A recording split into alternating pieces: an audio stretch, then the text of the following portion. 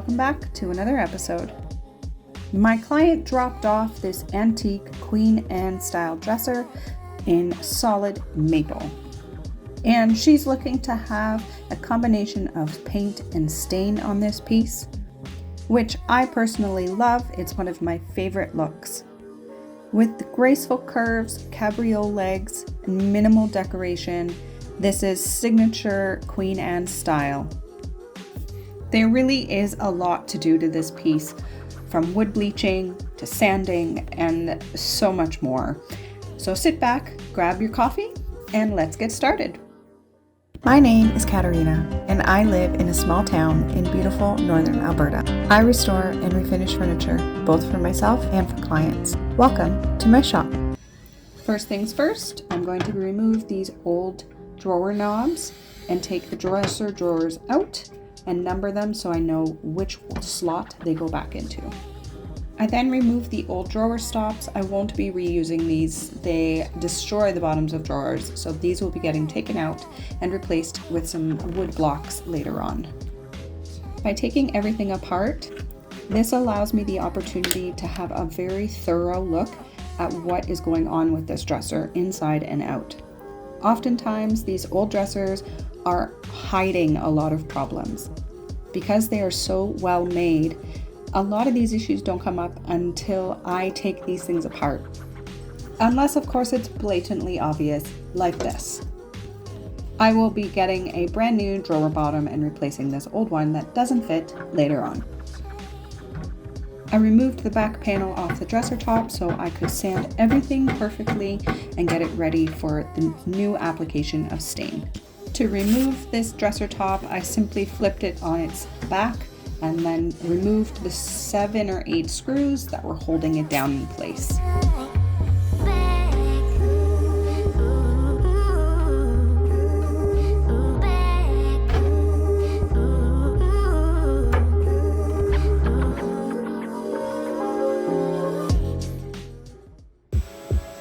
Vacuuming the dresser inside and out came next, and this is when I discovered that one of the side rails for the bottom drawer was loose, and so I took it off, cleaned up the old glue, and then repaired that later on.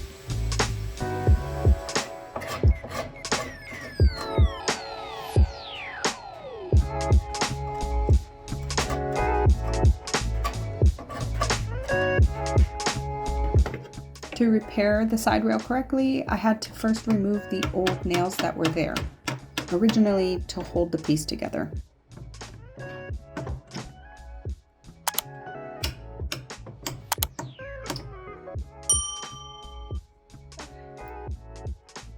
Once the old nails had been removed, I was then able to add new glue to the side rail piece and then glue that back in and secure it with some clamps and some fresh new nails.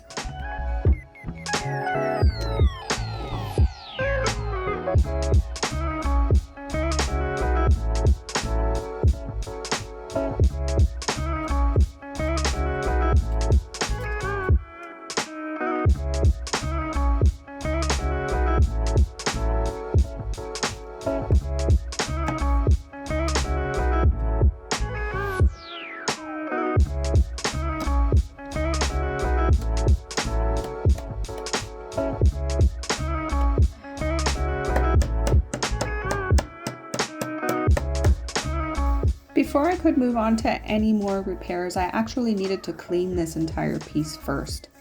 When the client initially bought this dresser about 15 years ago, she had received it from her aunt who loved and curated antique furniture, but was moving into a smaller space and needed to purge some of her pieces. So when the client got it, it was initially a dark brown paint. And that didn't work for the client, so she ended up sanding everything back and then protecting the wood with a linseed oil. Fortunately for me, this application was done about 2 years ago. So I was able to use the acetone wash to help break down the oil and to prepare the wood for sanding. If I didn't do this step, the sanding would have been really difficult, as the oil would have gummed up my sandpaper and eventually just ruined my machines. Once everything was dry, I was able to come back and do the repairs to the legs, which had been very well loved by a very innocent puppy who decided to use these little legs as little chew toys. So using some quick wood repair epoxy putty, I mix that up and then just push it into the wood so it adheres really well. I let that dry and then I sand everything back.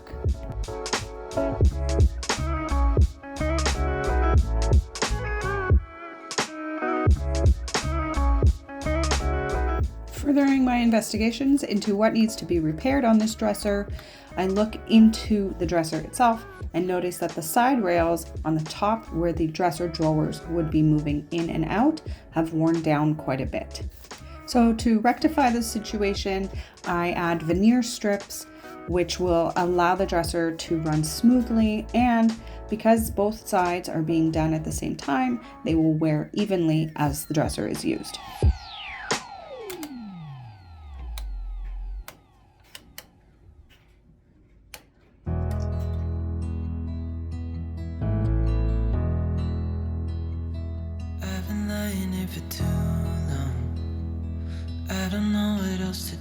As many of you know, I am a huge fan of carbide scrapers, and this one is fantastic. It's a triangle blade and it gets into all the tight corners and tight crevices and etchings of these pieces that I work on.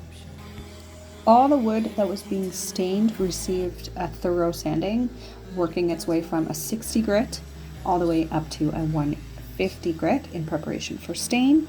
And then the dresser itself received an overall 220 grit sanding and some new wood block drawer stops to prevent the drawer from being pushed too far back into the dresser.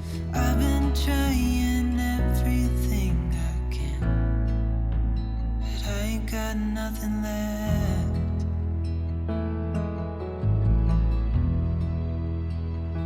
I've been staring at the ceiling, I've been staying up all night. Everything I ever worked for vanished in the blink of an eye.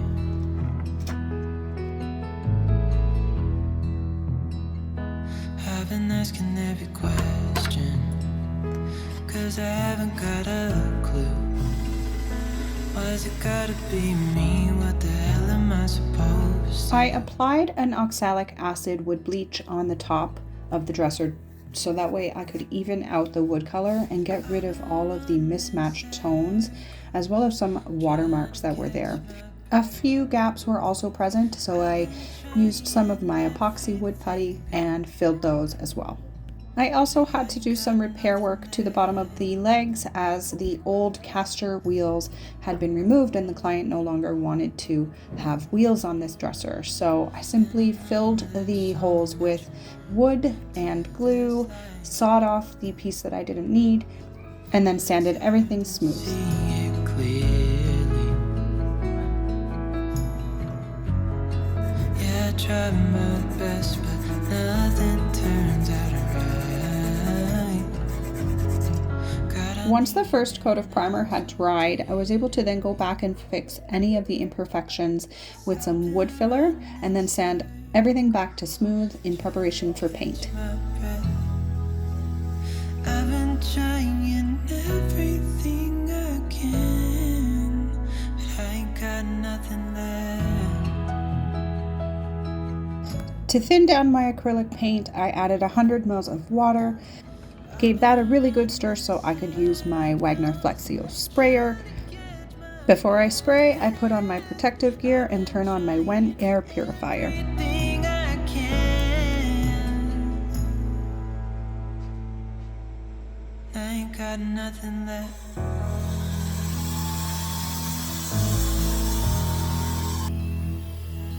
Nothing left. Nothing left.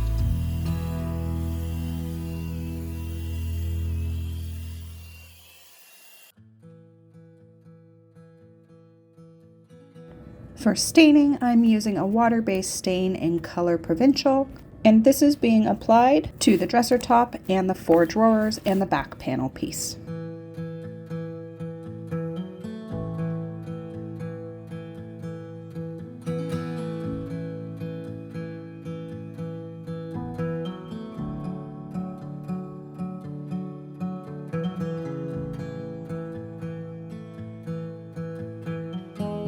Multiple coats of thin top coats were applied using MinWax wipe-on polyurethane.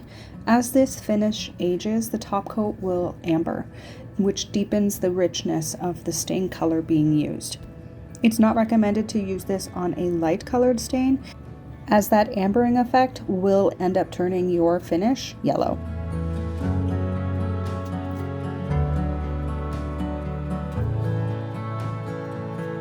With the first coat of paint now dry, I can go back and apply a second coat and then complete all my touch-ups.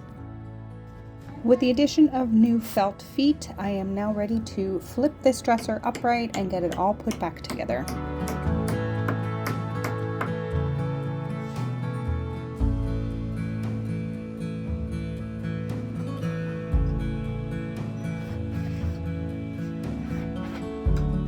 Thank you all so much for joining me on today's episode. I really appreciate you taking the time to join me. If you'd like to support me and my efforts towards my channel, I recently joined Buy Me a Coffee and would love your support there. The link can be found in the comment section below. As well, please like, comment, and subscribe. Every little bit helps. I will see you all on the next episode. Take care, everyone.